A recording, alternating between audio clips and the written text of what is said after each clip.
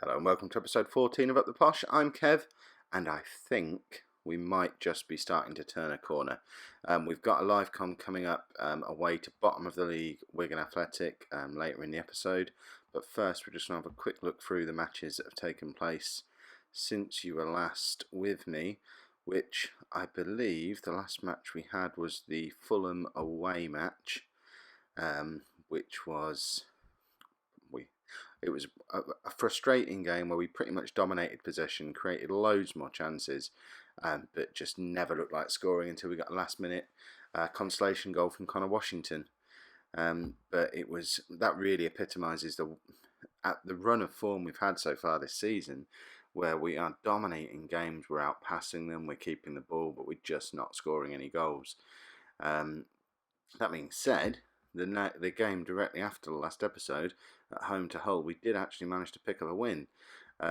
Isaiah Brown and Rolando Aarons, the two young loanees from the Premier League, both picking up goals. There was a goal back from Hull in the second half, but on the whole, this is how games should look. We dominated possession, we created loads more chances than they did, and we won the match. Why can't it always be that easy? Game after that was away to Burnley. In fact, there was one other significant thing from the Hull game, because just as Isaiah Brown was starting to get into goal-scoring form, he decided to go and tear his hamstring. And as we only had him on a 3-month loan, we've had to send him back to Chelsea. Now, I might look at bringing this lad back again in the January transfer window, hopefully until the end of the season, because I think he could score a lot of goals in the Championship, but it's just really unfortunate timing for his injury that there was just no point keeping at the club. We were paying half of his wages, so terminate the loan, see if we can get him back once he's fit again. So then we had the Burnley game, so away to Burnley. Again, Connor Washington equaliser late on in the match. This one we had more possession, but Burnley created a lot more chances, so I'm not too fussed about a draw in that one. It feels like it's probably the right result. And seeing Connor Washington score again reminds me that he has not only left the Salkin club, but he's also signed a new contract. So he's got a 1-year contract extension, he's doubled his wages, but he is now happy to be at the club. Interestingly, this time last year, my assistant manager was telling me he'd be a decent Premier League player. Now he's only a good Championship player, but all the same, having him both fit again and ready to play for the club again has got to be a good thing, and he has weighed in with some valuable goals in the last few games. Next match, I almost did an extra episode for the Man United away match in the Capital One Cup, but in the end decided if we'd have been on a run of lots of wins, I would have put this one in, but when we're struggling in the live com matches anyway, I kind of thought, do I really want to put in another episode of us getting stuffed and me being miserable? And I didn't. So I just played this one offline just as well. We did get hammered. We never looked like scoring. We were never really in the match. The stats don't even tell the story because Man United stopped trying with half an hour left to go. Not much more to say about that other than it was quite nice to only lose 3-0. It could have been loads more. Coming off the back of that, this is probably our most disappointing result of the season. Now, Brentford are actually second in the league, so they are a good team. But we did so well at one point. We were 2-0 down after 23 minutes, but then we battled back into the game. We lost 2 really crucial players to injuries, but then 3 minutes after we got an equaliser through James Keane, we went and conceded again. And then we very quickly went down to 10 men, and it just sort of all went wrong. But you can see this is the second best team in the league. We absolutely dominated them for possession. We created so many more chances than they did. We just need to find a player who's going to convert these chances, and we're going to start racing up the league. Last 2 games on the recap now. We were away at Bristol City. We actually tried out a new system in this game. It's the first time we'd played this formation. It's something I might drop in every now and again. Can we see the formations on here?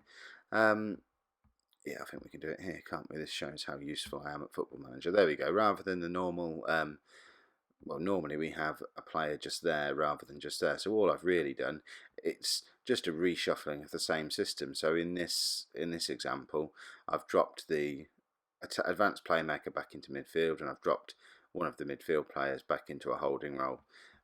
Just when we're away from home, still looking at an attacking mentality, but while we're away from home, in the trickier games, I think it might be a way for us to just catch teams on the break a little more. As you can see, it worked really well against Bristol City. We didn't dominate the game anywhere near as much as we would have done with our normal formation, but we did stay in the game. We didn't concede silly goals, and we picked up a couple of late goals to win the game. And I particularly like this one from Connor Washington. Again, it's exactly the kind of goal that I like to see players score, similar to the Martin Waghorn one from last season that signalled the beginning and the end of his Posh career.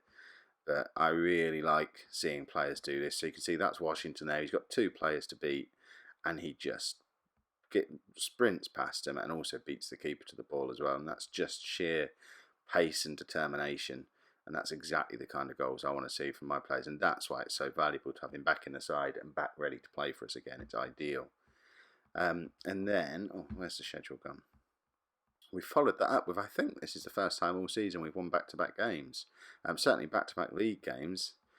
So hopefully this is the sign of the fortunes turning around. We were back at home, so we went back to our normal formation with Joe Rothwell moving forward to a more advanced position. We didn't change any of the personnel when we dropped people back.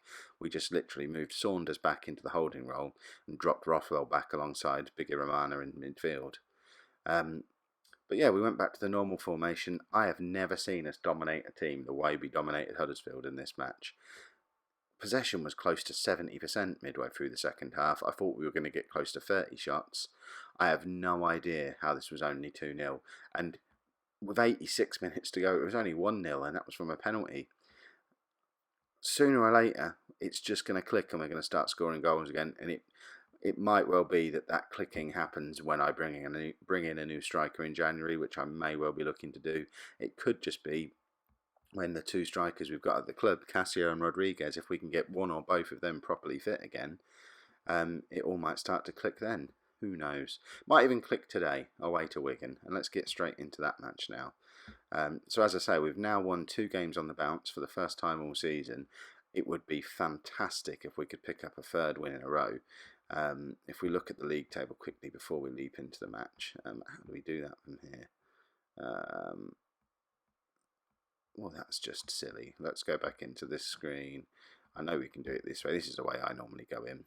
So, we are now 15th, played 17, won 5, drawn 7, lost 5, 22 points. So we're actually still only 6 points off of the playoff spot that we're supposed to be aiming for. So if we can start to put together a run of wins, we could conceivably be finding ourselves by the Christmas period hovering in the top 10 somewhere, ready to push on in the new year. We're in late November now. So fingers crossed we could still have a productive season, but it kind of does rely on us putting a run of form together, and for us to do that we must be beating teams like Wigan. We've got to win this match if we're going to. I think it's one of those games where if we don't win today, we can pretty much accept that it's going to be a season of consolidation and we're just not going to be able to get enough form and consistency together to push on. So fingers crossed I'm not all miserable at the end of the episode. Team-wise, even though we're away from home, I'm sticking with our traditional 4-2-3-1 purely because I want to go and stuff them. I don't want to go to the bottom of the table team and try and hold out for a draw and catch them on the break. That's not our style. So we are going to go for it. Personnel-wise, the back four, it's pretty much been this all season. Sometimes Derby comes in at right back and Browning moves into the middle and one of these guys will drop out. But on the whole, this is the back four we go for when they're all fit. Same with the midfield. If they're both fit, Saunders and Biggie Romana play. John Taylor this week has decided he's out of the Sulking Club again. I can't remember whether he was in or out of it last episode, but I know he came out of it and then went straight back in again because Sunderland decided they wanted to buy him and I wouldn't let him go. It was October. Why would it be a problem when the transfer window is not even open? But after the most recent victory, he decided he'd quite like to stay at Posh after all because we're turning our form around. So he's now here and wants to be here again. So that spot is pretty much his when he was ready for it. Aarons has made the right wing spot his own. Marcus Maddison is now the only one left in the Sulking club, so there's no point bringing him in the side. And actually, Aarons is performing better than Maddison was before he was dropped anyway. So it's going to take an awful lot from Marcus Maddison or an injury to Aarons to get Maddison back in the side now. The one question mark over this game is, do I play Carriol in advanced midfield and Washington up front, or do I bring Washington back to the advanced playmaker role where he was so successful last year and bring Cassia or Keane into the side? I'm going to leave it as it is for today, purely because it gives us the flexibility to drop back with the holding midfielder if we need to, which we wouldn't be able to do with Washington deeper. And if we were to score an early goal, that might be a tactical change I'd be looking to make. But certainly I'm looking to get Washington back into the advanced playmaker role as soon as possible.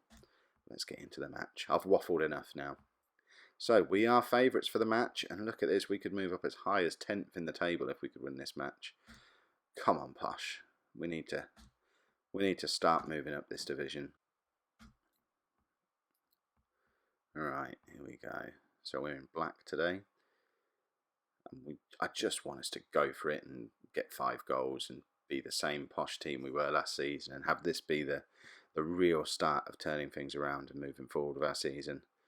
It would be nice to get back into those episodes where I'm super excited and loving the fact that we're breaking records and tearing teams apart. Come on, Posh. Right, just run with it, Connor. There we go. We're keeping the ball nicely again. We could do this all day long, and it's the thing that's missing from our team at the moment. Oh, is he onside? He is. See, that's the difference between him and Marcus Maddison. Let's watch this again in the 3D. Just checking. You see where he just checks his run, and that's something Maddison never does from that position. Now you see, before the match I was talking about dropping back with the holding midfielder, but we've scored after 5 minutes. I kind of just want to see if we can have a confidence boosting big win here. We've had 72% possession 10 minutes in.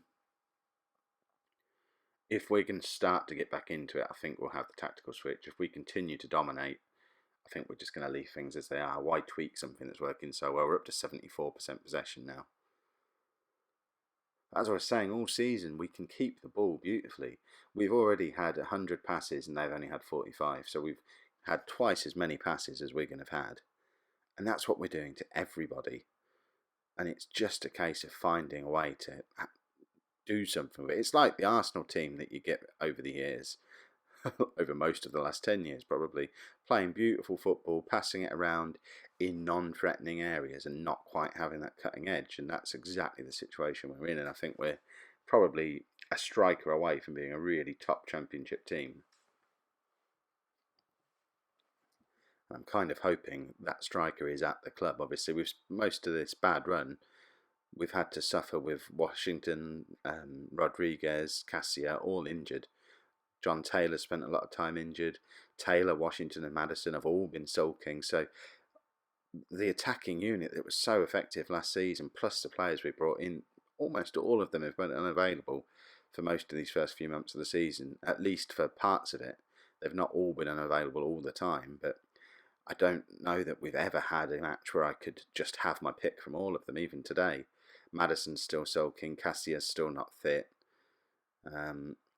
Although this is as close as we've been for a long, long time. Oh, very close there from Aarons. Half an hour in and we're still at 65% possession. We've had 9 shots, they've had none. But we've only had 1 on target, and that's exactly what I'm talking about. We're playing so well and just not converting it into any kind of finished product. Come on, Posh, let's have another goal before half time. And I'd love it if it came from Connor Washington as a striker. I'm kind of leaning towards bringing Cassia or Keane on early in the second half, just because I don't think Connor Washington can play the lone striker role. He's much more suited to the advanced playmaker position. And there you go, there's my opportunity to do it as well, because Carriol's picked up a knock. So he's going to be coming off at half time. I'm going to drop Washington back. And I can blame it all on the injury. So let's bring Cassia on for him. Swap those two around. And now hopefully that'll just be the creative spark and the killer through ball that we need, plus a proper finisher, because Cassia has looked probably the most dangerous of our centre forwards on the odd occasions that he's played. The only problem is he's quite injury prone. He's been unavailable with knocks a couple of times now. We're starting to push our possession back up towards 70% again, which again is ridiculous, especially for a team that's only winning 1-0. Wigan are at home and still haven't had a shot, and nearly an hour into the game. We've had 15, but only one of them's on target. What do we do? Sack the coaches, I think. Clearly, we need to do some kind of attacking training. These are top quality players who aren't able to score. Right, Gail Bigiramana is struggling a little bit for fitness, so I'm just going to swap him for Joe Rothwell, who has now played so many games for us. He's had his salary doubled as part of a contract clause. I signed him as a prospect, but he really has probably more than anyone taken advantage of the injury situation we've had at the club and really established himself as certainly a first team squad member. Wigan just had their first shot, luckily off target, but it is worrying going into these last 10-15 minutes, still only being 1-0 up, knowing that all it's going to take is one shot from them to get them back into the game, and it would be such an injustice to not win this game the way we've dominated it. I think now might be the time to look to switch to that alternative system that we've got. And I think to do it, I'm going to bring John Taylor off and replace him with Jack Payne. And then if we click over to our other system, we can put Washington out onto the left wing, which we've been training him for since the latter part of last season. Now he's natural as an attacking midfielder and a striker. Always handy to have a third position under his belt, so we can do things like this. And then I think, do I want Payne or Saunders deep? I'll leave Saunders deep, put Payne as a deep line playmaker, Rothwell as attacking, and I'm still going to leave us attacking and fluid, but I think just the shape and having Saunders a little bit deeper just gives us that little bit more stability. I don't want to come away from the attacking mentality purely because I don't want to give them too much of the ball. We don't want a Wigan highlight. Oh, if they score here, that's it would just be disgusting. Oh, hopefully that's just them. See, they're up to 4 shots now. Is this another Wigan highlight? Oh no. Have I made a terrible mistake by switching the system? I'm kind of tempted to switch it back, but it's probably too late for it to be effective. I just need to sit this out and hope if they score a last minute goal here, that would just be hideous. Come on, get it up to any of our players. Just keep it in their half. We've got 25 seconds to survive. I don't know whose highlight this is at the moment. It could just be one of those inconsequential ones that they throw in every now and again just to build tension. I'm hoping that's what's happening. The game should be over now. Come on, let's have a final whistle. Oh, and there we go. 3 wins on the bounce. We made hard work of it, considering how much we've dominated the game. We desperately need a striker, but 3 wins on the bounce is 3 wins on the bounce, and we're up into the top half of the table for the first time for a long, long time. That is a much needed run of results there, and hopefully the next time I'm with you, you're going to find us up there challenging for a playoff spot. We're only 4 points off the playoffs now, which is ridiculous considering how poor our form had been, but certainly not going to complain. If you enjoyed the episode, please pop a like on there for me. It'd be much appreciated, and obviously pop your comments in there as well. Let me know what you think. Let me know what you'd do to sort out the goal scoring crisis we're having at the club. Do we need a new player? Do we need to mix things up a bit? Do we need to change a system? Love to hear what you think down in the comments. And keep the likes coming as well, and obviously hit that subscribe button if you want to make sure that you're not missing out on the future episodes. Thanks very much for watching.